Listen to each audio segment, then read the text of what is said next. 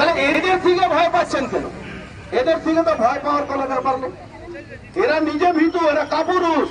একবার পাটা জড়িয়ে সামনে তাড়া করবে, কোনো মুসলমান দাঁড়াবে না। এটাই আমাদের বাঙালি হিন্দুদেরকে বুঝতে হবে। আরে প্রত্যেকটা বাড়ি থেকে একটা লোক লড়াই করার জন্য তৈরি করুন।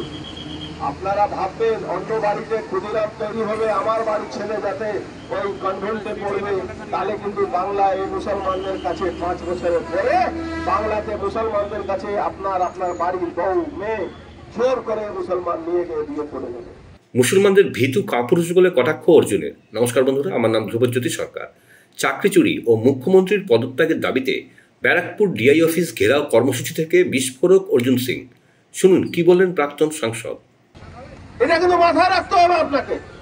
আজকে একটা সিস্টেম তৈরি হচ্ছে। আজকে দেখুন ব্যারাকপুর এসডিও কে একজন মুসলমান, কোনো হিন্দু ছেলে পশ্চিমবাংলা চাকরি নেই, তারা দৌড়ঝাঁপ করে আর্মিতে চাকরি নেওয়ার জন্য করছে। তাদের যাতে চাকরি না হয় এই এসডিও সব সময় চেষ্টা করে যাচ্ছে, সব সময় তাদের এগেইনস্টে রিপোর্ট করছে। তার বাবা ঠাকুরদা এখানে জন্মেছে, তাদের চাকরি না হয় তার জন্য রিপোর্ট পাঠায়।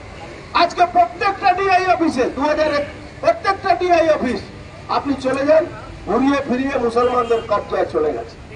যেখানে সিভিক ভলেন্টিয়ার 99% এই মুসলমানদের হাতে কবজা চলে গেছে। আজকে যারা পুলিশরা এখানে ডিউটি করছেন, আপনারা ভাগ্য ভালো, আপনারা চাকরি পেয়েছেন। আগামী প্রজন্মে আপনাদেরই বাড়ি কোনো ছেলে আর চাকরি পাবে না যদি মমতা ব্যানার্জি সরকার থাকে। কেন? মমতা ব্যানার্জি 2021 সালে প্যানেলটা দেখুন, সব ওই ওবিসি নাম করে কিভাবে তাদেরকে চাকরি দেওয়া হয়েছে। আমরা মনে হচ্ছে আমরা বাংলাদেশে এই লিস্টটা দেখছি, বাংলাদেশে কিভাবে, পাকিস্তানে কিভাবে লিস্ট তৈরি হয়েছিল।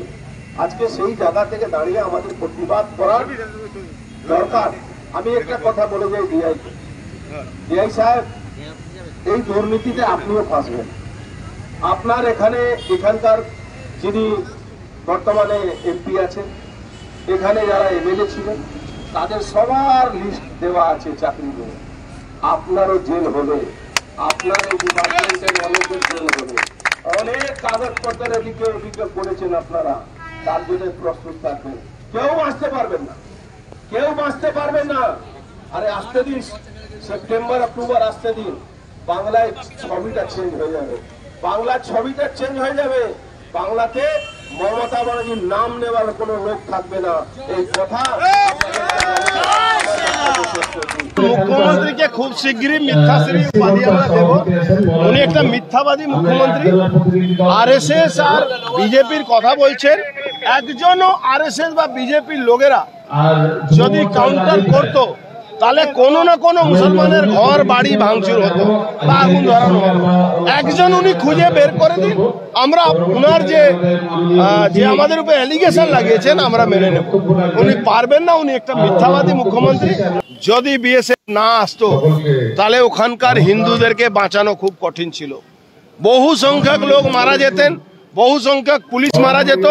আমাকে ওখানকার অনেক পুলিশ অফিসার নিজে আমাকে বলেছে কি আমরাও খুন হয়ে যেতাম যদি বিএসএফ অফিসাররা না থাকতো। না, নিয়োগ নেই, কলকারখানা নেই, তো সিপিএম জামানা থেকে শুরু করেছে, মমতা জামানা এখন পর্যন্ত একটাই চলছে। সালিম সাহেবকে বলুন কি আজকে এই মঞ্চ থেকে শপথ নিয়ে বলুক কি ভোটের সময় এই সেকুলারের নামে নো ভোট টু বিজেপি না করতে, তাহলে কারখানাও খুলবো, উনার ছেলে উনার পার্টি কমরেডরাও চাকরি পাবে। ওর আমরা ব্রাত বসুমন্ত বলবো না কি চাকরি দিলে টিএমসির লোককেই চাকরি দেবো, অন্য কোনো দলের লোকের চাকরি বলবো। বন্ধুরা, ভিডিওটি ভালো লাগলে দয়া করে লাইক শেয়ার করে দেবেন, আমাদের পেজটা ফলো করে নেবেন, আর আপনার মতামত কমেন্ট করে অবশ্যই জানান। ধন্যবাদ।